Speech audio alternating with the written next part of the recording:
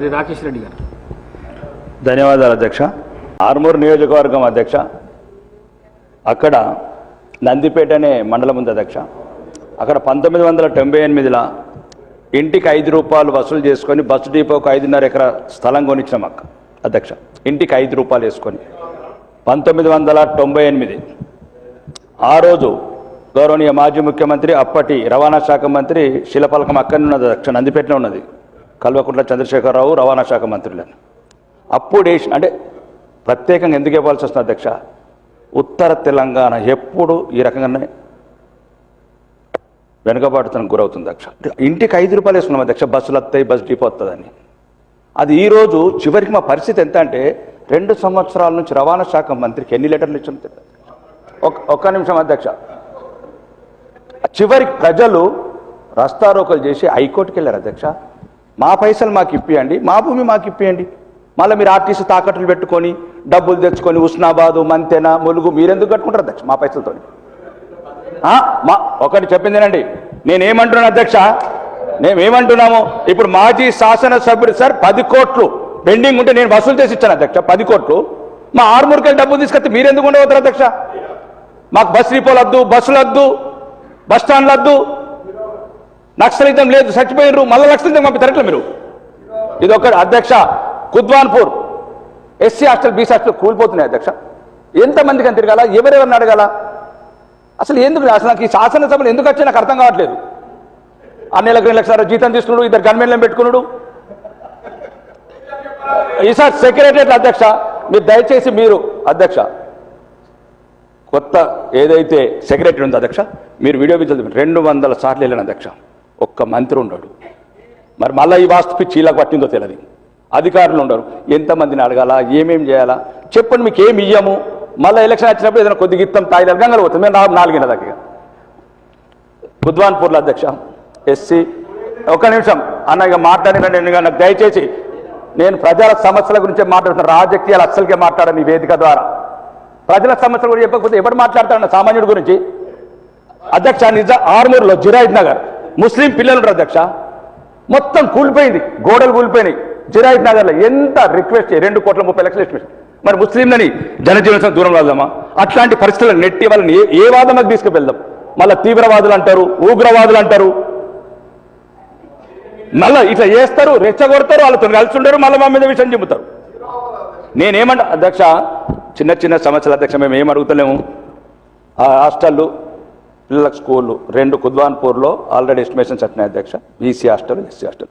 నేను OC hostel అడగట్లేదు అధ్యక్ష, నేను రావులు రెడ్డి హాస్టల్ అడగట్లేదు. అది అడిగేటోళ్ళు చాలామంది ఉన్నారు. BC, SC, Kudwanpur land ready ఉంది 5 ఎకరాలు. రెండోది జిరాయిత్ నగర్లో ఒక ముస్లిం స్కూల్ ఉంది అధ్యక్ష, చాలా వెనుకబడ్డది, అంత కూలిపోయింది సగం. ఎవరు చెప్పుకోలేకపోతుంది అధ్యక్ష, నేను చెప్తున్నాను సామాన్యుల వశం. ఇంకా రెండోది అధ్యక్ష, ఈ స్కూల్స్లో శ్రీధర్ బాబు గారు నోటు చేసుకున్నారు అధ్యక్ష. ఎన్నిసార్లు నోటు చేసుకున్నారు అర్థమవుతుంది. ప్రతి ఒక్కరు నోటు చేసుకున్నారు. 2 సంవత్సరాల నుంచి నోట్ అయింది. ఆ నోట్ ఎక్కడ ఉందో తెలియదు, మాకేం అర్థం. మేమేమన్నాం అధ్యక్ష, ఆ రోజు మొత్తం స్కూళ్ళతో సహా చెప్పాను అధ్యక్ష. నేను విద్య గురించి మాట్లాడుతున్నాను అధ్యక్ష. 125 స్కూళ్ళలో ఎటువంటి మౌలిక వసతులు లేవు అధ్యక్ష. మళ్ళా మన కమటం అనే ఊరుకోతే 10th క్లాస్ చదివే అమ్మాయిలు ఉన్నారు అధ్యక్ష. ప్రిన్సిపల్ అది చెప్తున్నది, ఆ టీచర్, హెడ్ మాస్టరు, బాత్రూమ్ లేదు సార్, ఏదైనా చేయండి. ఎక్కడికి వెళ్ళి చేస్తాం? ఎవరికి చెప్పాలా? ఏమని చెప్పాలా? చెప్పండి. ఇదే అయిపోయాయి. మాకున్నదే 4-5 రోజులు పెట్టినరు.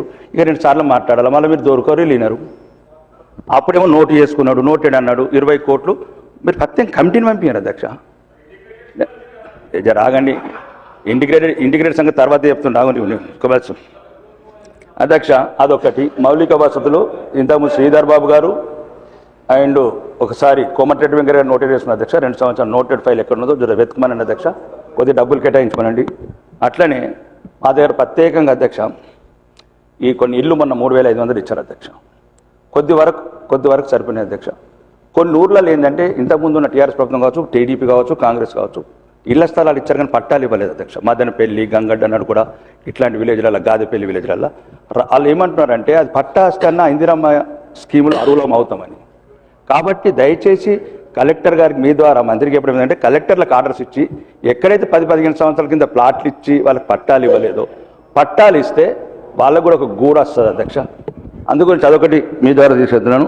ఇంకా మా ప్రాంతంలో అధ్యక్ష చాలా విలేజ్లల్లో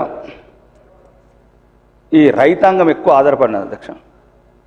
సామూహిక కల్లాలు రైతులకు. నేను ఫ్యూచర్ సిటీ గురించి మాట్లాడలేదు అధ్యక్ష, 5 లక్షల కోట్ల పెట్టుబడుల గురించి మాట్లాడలేదు. రైతులు కల్లాలు. మీరు ఇట్లా మాట్లాడే అసెంబ్లీలో ఇంకా సామాన్యుడి గొంతు సమస్య. నేను ఏం మాట్లాడుతున్నా అధ్యక్ష, 15 సంవత్సరాలైంది అధ్యక్ష లక్కంపల్లి సెజ్ ఒక్క ఇండస్ట్రీ రావట్లేదు. ఇక్కడ 5 లక్షల కోట్లు, ఇంతకుముందు దావోస్ పోతను 2 లక్షల కోట్లు, 7 లక్షల కోట్లు. ఏమైంది అధ్యక్ష? జిల్లాకు 70,000 కోట్లు ఇవ్వండి అధ్యక్ష. మళ్ళీ హైదరాబాద్ భారం ఎందుకు మోపుతారు అధ్యక్ష? ఔటర్ రింగ్ రోడ్ దగ్గర మీ స్థలాలు ఉన్నాయనా? రీజనల్ రింగ్ రోడ్ దగ్గర మీ భూములు ఉన్నాయనా? అంటే తెలంగాణ 10 జిల్లాల తెలంగాణకు 70,000 కోట్లు ఇవ్వండి అధ్యక్ష. ఈరోజు ఆదిలాబాద్ ఎయిర్పోర్ట్ అయింది, ఈరోజు వరంగల్ ఎయిర్పోర్ట్ అయింది. మొత్తం 10 జిల్లాలను సమంగా డెవలప్ అయ్యింది అధ్యక్ష. హైదరాబాద్ మీద బాగా భారం పడుతున్నారు అధ్యక్ష. ఏ జిల్లా వాళ్ళు ఉంటారు అధ్యక్ష? ఆడు 20,000 జీతం చేసి 5,000 రూపాయలు కంపు రూమ్లో ఎందుకు ఉండాలి సార్ ఇక్కడ అధ్యక్ష? వరంగల్ ఉండని, కరీంనగర్ ఉండని, ఉన్నందుకు ఉండని. ఇప్పుడు మీరే అంటూ నిన్న గౌరవనీయ ముఖ్యమంత్రి అన్నారు 3,78,00,000 పాపులేషన్ ఔటర్ రింగ్ రోడ్ లోపల అధ్యక్ష 1,34,00,000 మందిలోని గౌరవనీయ ముఖ్యమంత్రి అంటున్నారు. 20 ఏళ్లలో 75% పాపులేషన్ మళ్ళీ హైదరాబాద్ అర్బనైజ్ అంటున్నారు. మరి ఇంకెక్కడున్నాయి అధ్యక్ష సౌకర్యాలు? మనం ఎక్కడో చోట కట్టడి చేయాలి అధ్యక్ష. ఉదాహరణకు హైదరాబాద్ నుంచి ఒకటి చెప్తున్నా అధ్యక్ష, ఎక్కడికి వెళ్ళినా 2 గంటల ప్రయాణం అధ్యక్ష. ఒక ఆదిలాబాద్ ఒకటి దూరం ఉంది, వరంగల్ ఒక 2 అవర్స్, నిజామాబాద్ ఒక 2 అవర్స్ ఉన్నారు. ఏమి అధ్యక్ష? లండన్కి వెళ్ళి వచ్చినోడికి హైదరాబాద్ దగ్గర అవుతుంది, నల్గొండ దూరం అవుతుంది అధ్యక్ష. ఒక్క నిమిషం అండి, మీరు మాట్లాడి నేను ఏమంటున్నాను, కొద్దిగా ప్రజల సమస్యలు ఒక 2 నిమిషాలు అవకాశం. ఎట్లా నీళ్ళు లేరు కదా అధ్యక్ష, అలా టైం వాళ్ళ కళ్ళల్లో మంటలు ఉన్నాయో, కడుపులో ఏమున్నాయో అది తర్వాత చూద్దరు కానీ. రెండోది అధ్యక్ష, ఒక చిన్న మీద మంత్రి గారు 1 నిమిషం ఇక లాస్ట్ అన్న, నేను అంటేనే ఇట్లా కోపం కత్తిరేమో అందరూ. నేను ఇక వాటాడన్న జరాగే. రెండోది ఈ ఒకటి అవుట్ సోర్సింగ్ ఉద్యోగుల అధ్యక్ష రోజు ఏమంటారు, కార్పొరేషన్ ఒకటి పెట్టమంటారు. మేనిఫెస్టోలో పెట్టింది, కాంగ్రెస్ మేనిఫెస్టో పెట్టారు. మధ్యాహ్న కమిషన్లు ఎక్కువ మంది తీసుకుంటారు అధ్యక్ష. వచ్చే 10,000 జీతమో 15,000 జీతం డైరెక్టర్ అకౌంట్ వేసేటట్టు. దీంట్లో ఏం లేదు సార్, ప్రభుత్వం అనుకుంటే 1 గంట పని. అవుట్ సోర్సింగ్లో కూడా అధ్యక్ష ఉన్నత వర్గాలు, అగ్న వర్గాలు, డబ్బున్న వర్గాలు లేవు అధ్యక్ష. ఆ 18,000 జీతంలో మళ్ళీ 18,000 కొట్టేసాడు ఎందుకు? ఆ 18,000 పాలన కొనుక్కుంటాడు, ఇంత పేపర్ అని నేర్పించుకుంటాడు, పిల్లలకి ఇంత స్వీట్ అన్న కొంటాడు. ఇదొకటి ఆలోచించండి అధ్యక్ష, మీరు గౌరవనీయ మంత్రివర్యులు. రెండోది ఈ మధ్యాహ్నం అధ్యక్ష ఒకటే, ఈ నిరుద్యోగులు ఈ ఉద్యోగులంతా ఒక ఫోన్ చేస్తున్నారు అధ్యక్ష. ఏమనంటే 61 నుంచి మళ్ళీ 64 చేస్తున్నారట అధ్యక్ష అని వాళ్ళు నన్ను అడుగుతున్నారు. అన్న ఇప్పటికే ఉద్యోగాలు లేవు, ముసలైపోతున్నాం, ప్రమోషన్లు లేవు, 61 నడరానోడికి మళ్ళీ 64 చేస్తే మా బతుకులు ఏం కావాలంటారు అధ్యక్ష. మీ వేదిక ద్వారా మీ ద్వారా ఈ ఎక్స్టెన్షన్ చేయొద్దు అని నా విజ్ఞప్తి అధ్యక్ష. ప్రభుత్వం కూడా దయచేసి యువతను నిర్వీర్యం చేయకండి.